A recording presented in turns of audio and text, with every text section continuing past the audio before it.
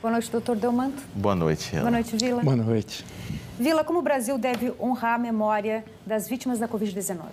Não esquecer o que aconteceu. Tem aquela coisa de política tradicional que diz que faz política não olhando pelo retrovisor. É bem tradicional. Não pode olhar pelo retrovisor mesmo porque tem 600 mil cadáveres. O Brasil não pode esquecer isso, não pode virar essa página ou empurrar os 600 mil cadáveres para baixo do tapete. É um crime de lesa humanidade feita por um presidente genocida que conspirou contra a vida de 213 milhões de brasileiros. O que disse o ministro da Saúde é mentira, é um ministro mentiroso. Ele é igual o Pazuello. A diferença é que ao invés de farda, ele usa um avental, mas é igualzinho, criminoso, tão criminoso como o Pazuello.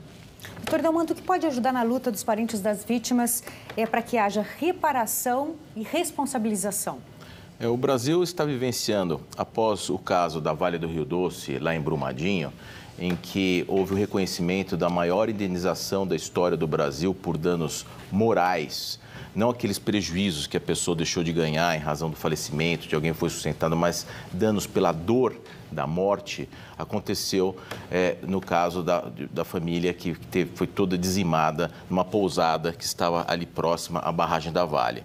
Ali, em primeira instância, condenou-se a Vale a 12 milhões e 900 mil reais, salvo engano, mas valor muito próximo, acima de 12 milhões, pelas mortes de 3 pessoas e uma mulher que estava grávida, e isto para danos morais. Isso foi uma revolução na jurisprudência brasileira, porque no Superior Tribunal de Justiça, Supremo, as indenizações ficam em torno de 300 mil reais.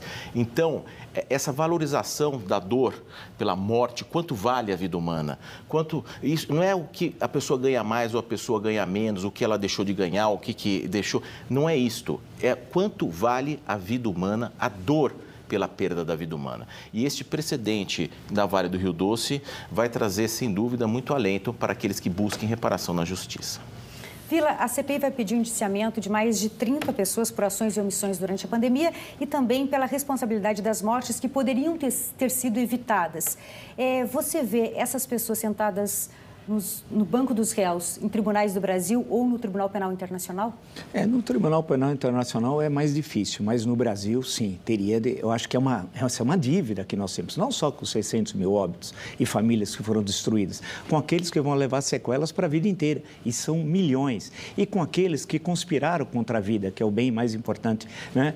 E o presidente da República assim o fez, ministros e tantos outros. Aí o caminho qualquer é a justiça. Eu acho que a justiça vai ser demandada, certamente, por milhares e milhares de ações e vai ter as reparações devidas. E eu espero que o presidente da República, por fim, termine na cadeia, porque o lugar de genocida, como Jair Bolsonaro, é na cadeia. Essa vai ser não a vingança, não, é justiça. Nós precisamos ter uma espécie, entre aspas, eu já disse isso muitas vezes aqui, uma espécie de tribunal Nuremberg. Tem de ter, isso não pode passar, nós não podemos virar essa página da história como fizemos outras, empurrando o problema para baixo do tapete. São 600 mil vidas e, como disse, por fim, o doutor Pedro Halal, eu lembro em outras entrevistas, de cada 5 óbitos, poderia ter sido salvo 4 pessoas. Então, cada um que morreu, eu morri também. Eu acho que se nós pensarmos assim, de cada um dos 600 mil mortos, nós estávamos lá, a gente muda o Brasil. Não podemos deixar genocidas soltos. Tem de pagar.